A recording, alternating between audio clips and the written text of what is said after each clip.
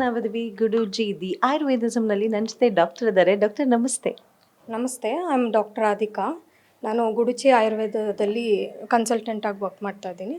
So today let us know about gestational diabetes. So ಇದು ಪ್ರೆಗ್ನೆನ್ಸಿನಲ್ಲಿ ಬರುವಂಥ diabetes. So ಈಸಿಯಾಗಿ ಅರ್ಥ ಆಗಬೇಕಾದ್ರೆ ಎರಡು ವಿಭಾಗವಾಗಿ ವಿಂಗಡಿಸ್ಬೇಕಾದ್ರೆ, ಒಂದು ಮೊದಲೇ ಡಯಾಬಿಟಿಸ್ ಇರ್ತಕ್ಕಂಥವ್ರು ಪ್ರೆಗ್ನೆಂಟ್ ಆದಾಗ ಬರುವಂಥದ್ದು, ಇಲ್ಲ ಎಲ್ಲ ನಾರ್ಮಲ್ ಆಗಿತ್ತು ಸಡನ್ನಾಗಿ ಪ್ರೆಗ್ನೆನ್ಸಿಲಿ ಡಯಾಬಿಟಿಸ್ ಬಂದಿದೆ ಅನ್ನುವಾಗಲೂ we categorise into gestational diabetes. So ಇದು ಒಂದು ಪ್ರೀ ಡಯಾಬಿಟಿಕ್ ಸ್ಟೇಜಲ್ಲಿ ಇರ್ಬೋದು, ಇಲ್ಲ ಮೊದಲೇ ಡಯಾಬಿಟಿಸ್ ಇರಬಹುದು, ಇಲ್ಲ ಕಂಡೀಷನ್ಸ್ ಲೈಕ್ PCOD, ಇಲ್ಲ ಅವ್ರಿಗೆ ಓವರ್ ವೆಯ್ಟ್, ಒಬೆಸಿಟಿ, ಇಲ್ಲ ಇದೆಲ್ಲ ಇನ್ಸುಲಿನ್ ರೆಸಿಸ್ಟೆನ್ಸ್ ಇರುವಂಥ ಲಕ್ಷಣಗಳು. ಸೊ ಇದೆಲ್ಲ ಇರಬೇಕಾದ್ರೆ ಪ್ರೆಗ್ನೆನ್ಸಿ ಟೈಮಲ್ಲಿ ಶುಗರ್ ಶೂಟಪ್ ಆಗುತ್ತೆ. So then also we call it as gestational diabetes ಅಂತ ಹೇಳಿ. ಸೊ ಇದು ಈಗ ಮೊದಲೇ ಡಯಾಬಿಟಿಸ್ ಇರುವಾಗ ಬರೋದಂತ ಹೇಳಿದ್ರೆ ಮೇ ಬಿ ಫ್ಯಾಮಿಲಿ ಹಿಸ್ಟ್ರಿನೂ ಇರಬಹುದು ಅವ್ರ ತಾಯಿಗೆ, ಅಥವಾ ಅವ್ರಗಳಿಗೂ ಮೊದಲೇ ಗರ್ಭಾವಸ್ಥೆನಲ್ಲಿ ಡಯಾಬಿಟಿಸ್ ಇರಬೇಕಾದ್ರೂ there is a chances that a pregnant lady will get gestational diabetes. So ಇದು ಹೇಗೆ ಗೊತ್ತಾಗುತ್ತೆ ಅಂತ ಹೇಳಿದ್ರೆ, ಸಾಮಾನ್ಯವಾಗಿ ಲಕ್ಷಣಗಳು ಬರಲ್ಲ, ಬಿಕಾಸ್ ಎಲ್ಲ ಲಕ್ಷಣಗಳು ಪ್ರೆಗ್ನೆನ್ಸಿ ಲಕ್ಷಣದ್ದು ಓವರ್ಲ್ಯಾಪ್ ಆಗುತ್ತೆ. ಸೊ ಪ್ರತಿ ಚೆಕಪ್ಗೆ ಹೋದಾಗ better to do one fasting blood report. ಖಾಲಿ ಹೊಟ್ಟೆಲಿ ಒಂದು ಸತಿ ಶುಗರ್ ಚೆಕ್ ಮಾಡಿಸೋದು ತುಂಬ ಒಳ್ಳೆಯದು. ಇಲ್ಲ ಮರ್ತೋಯ್ತು, suppose we have missed that ಅಂತ ಹೇಳಿದಾಗ ಆ್ಯಸ್ ಅ ಡಾಕ್ಟರ್ ನಾವು 24 ಇಂದ 28 ವೀಕಲ್ಲಿ ಆವಾಗ GTT ಟೆಸ್ಟ್ ಅಂತ ಹೇಳಿ ಮಾಡ್ತೀವಿ ಕಂಪಲ್ಸರಿ. ಸೊ ಅದರಿಂದ ಕೂಡ ಗೊತ್ತಾಗತ್ತೆ. ಸೊ ಇದರಿಂದ ಏನೇನು ತೊಂದರೆ ಆಗ್ಬೋದು ಅಂತ ಹೇಳಿದ್ರೆ, ಮಗುಗೆ ಹಾರ್ಮೋನಲ್ ಚೇಂಜಸ್ ಆಗ್ಬೋದು, ಲೈಕ್ ಗ್ರೋತ್ ಹಾರ್ಮೋನ್ಸ್ ಇನ್ಕ್ರೀಸ್ ಆಗಿ ಮಗುದು ವೆಯ್ಟ್ ಇನ್ಕ್ರೀಸ್ ಆಗುತ್ತೆ. ಹಾಗಾಗಿ ನಾರ್ಮಲ್ ಡೆಲಿವರಿ ಆಗೋ ಚಾನ್ಸಸ್ ಕಡಿಮೆ ಇರ್ಬೋದು. So we have to opt for C-ಸೆಕ್ಷನ್. ಅಥವಾ ಮೇ ಬಿ ಫ್ಯೂಚರ್ ಡೇಸಲ್ಲಿ ಮಗುಗೂ ಡಯಾಬಿಟಿಸ್ ಬರುವಂಥ ಚಾನ್ಸಸ್ ಇರುತ್ತೆ. So we have to take care about that. And ತಾಯಿನೂ ಕೂಡ she has to maintain her lifestyle, like ಜೀವನ ಶೈಲಿ ಇರ್ಬೋದು, ಆಹಾರ ಪದ್ಧತಿ ಇರಬಹುದು, ಇದನ್ನೆಲ್ಲ ಬದಲಾಯಿಸ್ಕೊಳ್ಬೇಕಾಗತ್ತೆ. ಈವನ್ ಡಯಾಬಿಟಿಸ್ ಇರಬೇಕಾದ್ರೆ ಡೆಲಿವರಿ ಆದಮೇಲೆ ಕೂಡ 1.5 ಮಂತ್ ಆದಮೇಲೆ ಕೂಡ she has to go for a sugar checkup. So ಅದಾದಮೇಲೆ ಆಲ್ಮೋಸ್ಟ್ ಒಂದು 5 years ತನಕನೂ ರೆಗ್ಯುಲರಾಗಿ ಶುಗರ್ ಮಾನಿಟ್ರ್ ಮಾಡೋದು ತುಂಬ ಇಂಪಾರ್ಟೆಂಟ್. ಯಾಕಂದರೆ ಒಂದು ಸತಿ ಈ ಜೆಸ್ಟೇಷನಲ್ ಡಯಾಬಿಟೀಸ್ ಅನ್ನೋದು ಬಂದಿರಬೇಕಾದ್ರೆ ಲೇಟ್ರ್ ಆನ್ ಇನ್ ಲೈಫ್ ಯಾವಾಗ ಬೇಕಾದರೂ ಅವ್ರಿಗೆ ಲೈಫಲ್ಲಿ ಮತ್ತೆ ಡಯಾಬಿಟಿಸ್ ಬರುವಂಥ ಚಾನ್ಸಸ್ ಇರುತ್ತೆ. ಹಾಗಾಗಿ she has to take care in her food and lifestyle. So ಆಹಾರ ಪದ್ಧತಿ ಮತ್ತು ಜೀವನ ಶೈಲಿಲಿ ಚೇಂಜಸ್ ಮಾಡ್ಕೊಳ್ಳೋದ್ರಿಂದ ಇದರಿಂದ ಅವರು ಡಯಾಬಿಟಿಸಿಂದ ದೂರ ಇರ್ಬೋದು. ಸೊ ನಮ್ಮಲ್ಲಿ ಅಂದರೆ ಗುಡುಚಿ ಆಯುರ್ವೇದದಲ್ಲಿ ನಾವು ಸುಮಾರು ಈ ಜೆಸ್ಟೇಷನಲ್ ಡಯಾಬಿಟಿಸ್ ಇರುವಂಥ ಪ್ರೆಗ್ನೆಂಟ್ ಲೇಡೀಸ್ಗೆ we have reversed the diabetic state ಅಂತ ಹೇಳಿದ್ರೆ, ಅವರು ಮತ್ತೆ ಇನ್ನು ಮುಂದಕ್ಕೆ ಡಯಾಬಿಟಿಸ್ ಮೆಡಿಸಿನ್ಸ್ ಆಗಲಿ ಅದು ಯಾವುದೂ ತಗೊಳ್ಳೋವಂಥ ಅವಶ್ಯಕತೆ ಇರಲ್ಲ.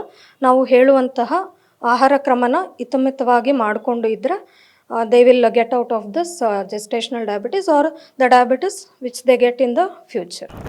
ಇನ್ನೊಂದು ಸಮಸ್ಯೆ ಏನಪ್ಪ ಅಂದರೆ, ಈ ಡಯಾಬಿಟಿಸ್ ಹೆರಿಡಿಟಿನ, ಸೊ ಅಪ್ಪಂಗಿತ್ತು ಮಗಂಗೆ ಬಂತು, ಅಮ್ಮಂಗಿತ್ತು ಮಗಳಿಗೆ ಬಂತು, ಈ ಥರದ್ದೇನಾದರೂ ಇದೆಯಾ? ಅಕಸ್ಮಾತ್ ಈ ಥರದ್ದಿದ್ದರೆ ನಮ್ಮ ಮನೇಲಿ ನಮ್ಮ ಪೇರೆಂಟ್ಸ್ಗಿದ್ದರೆ ನಾವು ಯಾವ ರೀತಿ ಪ್ರಿಕಾಷನ್ ತಗೋಬೇಕು? ಅದನ್ನು ಡಾಕ್ಟರ್ ಹತ್ರನೇ ಕೇಳಿಬಿಡ್ತೀನಿ.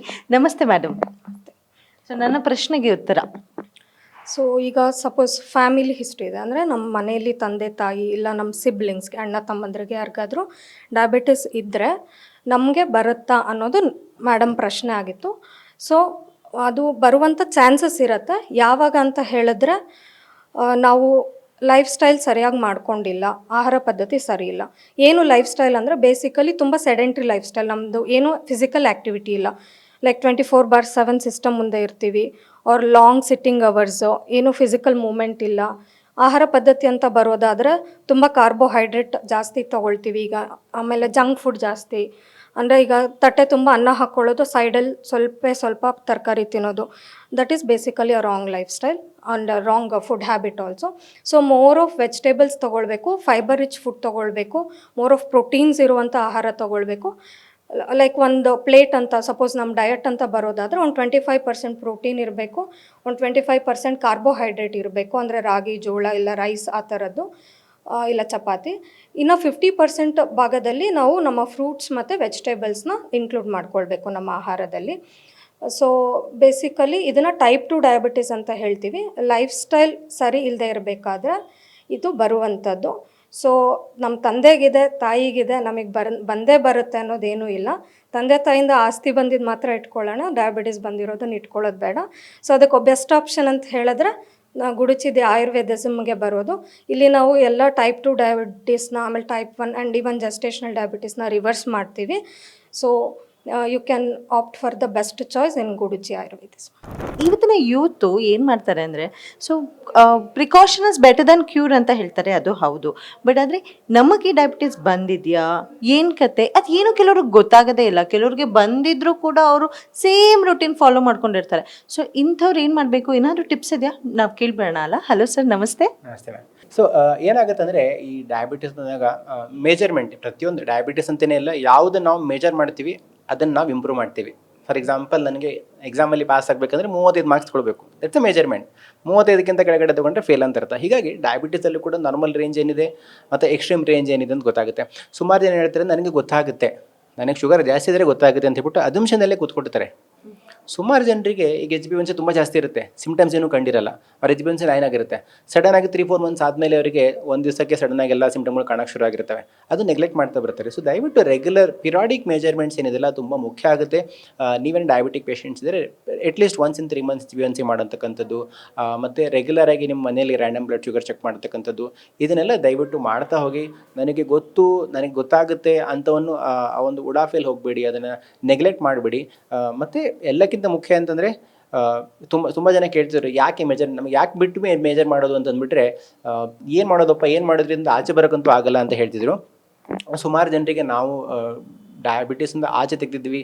ನಾವು ಏನು ಹೇಳ್ತಿದ್ವಿ ಅಂತಂದರೆ, ಈಗ ಇನ್ಸುಲಿನ್ ತಗೊಳ್ಳೋ ಪೇಷಂಟ್ಗಳಿಗೆ ಹೇಳ್ತಿದ್ವಿ, ನೀವು ಗುಡುಚಿಗೆ ಬಂದಾಗ ಡೇ 1 ಎಷ್ಟು ಯೂನಿಟ್ಸ್ ಆಫ್ ಇನ್ಸುಲಿನ್ ತೊಗೊಳ್ತಿದ್ರಿ, 1 ಮಂತ್ ಆಗೋಷ್ಟೊತ್ತಿಗೆ ಅಥವಾ 45 ಡೇಸ್ ಆಗೋಷ್ಟೊತ್ತಿಗೆ ಅವರು ಕಂಪ್ಲೀಟ್ ಇನ್ಸುಲಿನ್ ಯೂನಿಟ್ಸ್ನ ವಿಡ್ರಾ ಮಾಡಿರ್ತಿದ್ವಿ. ಸೊ ನಿಮ್ಗೆ ಗೊತ್ತಾಗುತ್ತೆ, ನೀವು ಬೆಳಿಗ್ಗೆ ಮಧ್ಯಾಹ್ನ ಮತ್ತು ರಾತ್ರಿ 18ರಿಂದ 20 ಯೂನಿಟ್ಸ್ ತೊಗೊಳ್ಳೋರು ಬರ್ತಾ ಕ್ರಮೇಣ ಕಡಿಮೆ ಮಾಡಿಬಿಟ್ಟು 45 ಡೇಸಲ್ಲೇ 0 ಯೂನಿಟ್ಸಿಗೆ ಮಾಡಿದಾಗ ಅದು ನಿಮಗೆ ಗೊತ್ತಾಗುತ್ತೆ 45 ಡೇಸ್ ಹಿಂದೆ ನಾನು ಎಲ್ಲಿದ್ದೆ, ಇವಾಗ ಎಲ್ಲಿದ್ದೀನಿ ಅಂತ ಹೇಳ್ಬಿಟ್ಟು. ಸೊ ಪ್ರತಿಯೊಬ್ಬರು ತಮ್ಮ ಶುಗರ್ ಲೆವೆಲ್ಲು ಮತ್ತು ಏನು ಮೆಡಿಕೇಷನ್ ತೊಗೊಳ್ತಿದೆ ಅದರಲ್ಲಿ ಇಂಪ್ರೂವ್ಮೆಂಟ್ಸ್ ಆಗ್ತಿದೆಯಾ ಇಲ್ಲ ಅನ್ನೋದು ತುಂಬ ಮೇಜರ್ ಮಾಡ್ಕೊಳ್ಳೋದು ತುಂಬ ಇಂಪಾರ್ಟೆಂಟ್ ಆಗುತ್ತೆ. ಈ ಶುಗರ್ ಲೆವೆಲನ್ನು ಮ್ಯಾನೇಜ್ ಮಾಡೋಕ್ಕೆ ಹೋಗ್ಬಿಟ್ಟು ಏನು ಮಾಡ್ತಾರೆ ಅಂತಂದರೆ, ತುಂಬ ಜನಗಳು ಈ ಲೋ GI ಫುಡ್ ತೊಗೊಳ್ತಾರೆ. ಲೋ GI ಅಂತಂದರೆ ಅದರಲ್ಲಿ ಗ್ಲೂಕೋಸ್ ಅಥವಾ ಸ್ಲೋ ಆಗಿ ಗ್ಲೂಕೋಸ್ ರೇಸ್ ಮಾಡ್ತಕ್ಕಂಥದ್ದು ಅಥವಾ ಶುಗರ್ ಕಂಟೆಂಟ್ ಕಡಿಮೆ ಇರತಕ್ಕಂಥ ಫುಡ್ ತೊಗೊಳ್ತಿರ್ತಾರೆ. ಅದನ್ನು ತೊಗೊಂಡಾಗ ಆ ಒಂದು ಗಳಿಗೆಗೆ, ಆ ಒಂದು ಡೇಗೆ, ಆ ಒಂದು ಮೂಮೆಂಟ್ಗೆ ನಿಮಗೆ ಬ್ಲಡ್ ಶುಗರಲ್ಲಿ ಡ್ರಾಪ್ ಆಗಿರ್ತದೆ. ಬಟ್ ಅದೇ ಡಯಟನ್ನು ಲೈಫ್ನ ಮಾಡ್ಕೊಂಡು ಹೋಗ್ಬಿಟ್ರೆ ಬೇರೆ ನ್ಯೂಟ್ರಿಯೆಂಟ್ಸು ಕೊರತೆ ಆಗ್ತಾ ಹೋಗುತ್ತೆ ಬಾಡಿಲಿ. ಸೊ ಸುಮಾರು ಜನ ಮಾಡ್ತಾರೆ ಅಂದರೆ, ಆ ಫುಡ್ ತೊಗೊಳ್ತಿರ್ತಾರೆ, ಆ ಫುಡ್ ತೊಗೊಂಡಾಗ ನಿಮಗೆ ಕಡಿಮೆ ಆಗ್ತದೆ. ಹಾಗಂತೇಳ್ಬಿಟ್ಟು ಅದೇ ಫುಡ್ನ ಲೈಫ್ ಲಾಂಗ್ ತೊಗೊಂಡ್ಬಿಟ್ರೆ ಬೇರೆ ಸಮಸ್ಯೆಗಳು ಶುರು ಆಗ್ತಾ ಹೋಗ್ತವೆ. ರೈಟ್ ಮೆಥಡಲ್ಲಿ ನಿಮ್ಮ ಡಯಾಬಿಟಿಸ್ನ ರಿವರ್ಸ್ ಮಾಡ್ಕೊಳ್ಳಿ. Not by just eating low GI food ಒಂದೇ ಒಂದು ದಾರಿಯಲ್ಲ, ರೈಟ್ ಗೈಡೆನ್ಸಲ್ಲಿ ರೈಟ್ ಮೆಡಿಕೇಷನ್ ಜೊತೆಗೆ ನಿಮ್ಮ ಡಯಾಬಿಟಿಸ್ನ ರಿವರ್ಸ್ ಮಾಡ್ಕೊಳ್ಳಿ ಅಂತ ಹೇಳಕ್ಕೆ ಇಷ್ಟಪಡ್ತೀನಿ.